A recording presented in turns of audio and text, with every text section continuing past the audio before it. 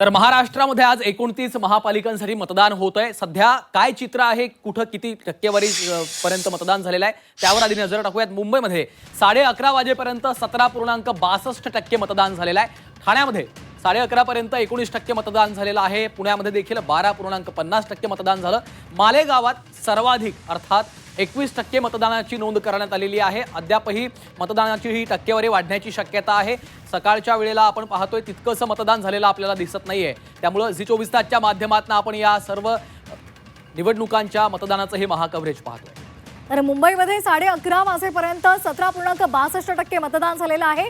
तर ठाण्यामध्ये 11:30 वाजेपर्यंत 19% इतकं मतदान झालंय। तर पुण्यामध्ये 11:30 वाजेपर्यंत 12.50% मतदान झालंय। तर मालेगावमध्ये सर्वाधिक 21% इतकं मतदान झालेलं आहे।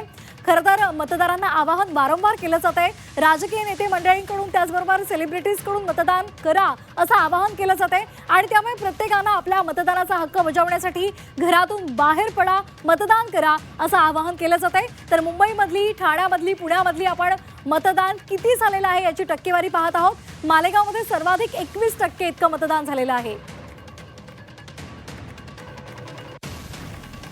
तर मुंबईमध्ये 11:30 वाजेपर्यंत 17.62% मतदान झालेलं आहे।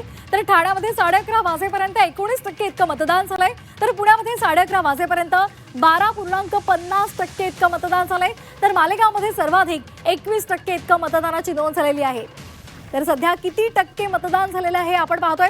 अनेक ठिकाणी ईव्हीएमचा घोळ झालेला आहे। ईव्हीएम मशीन बंद पडलेलं होतं, तसंच त्यामध्ये काही तांत्रिक बिघाड सुद्धा झालेले होते, त्यामुळे सुद्धा मतदान प्रक्रिया खोळंबलेली होती। तर काही ठिकाणी मतदार याद्यांचा घोळ समोर आलेला होता आणि त्यामुळे अनेक मतदारांना मतदान न करताच मतदान केंद्रांवरून परतावं लागलेलं आहे आणि या सगळ्या तक्रारी या वारंवार समोर आलेल्या आहेत। त्या संदर्भातल्या बातम्या सुद्धा आपण पाहिलेल्या आहेत। तेव्हा आता पुढच्या काळामध्ये या सगळ्या तक्रारींचं निवारण करून मतदान अधिक होतंय का हे पाहणं सुद्धा महत्त्वाचं ठरणार आहे।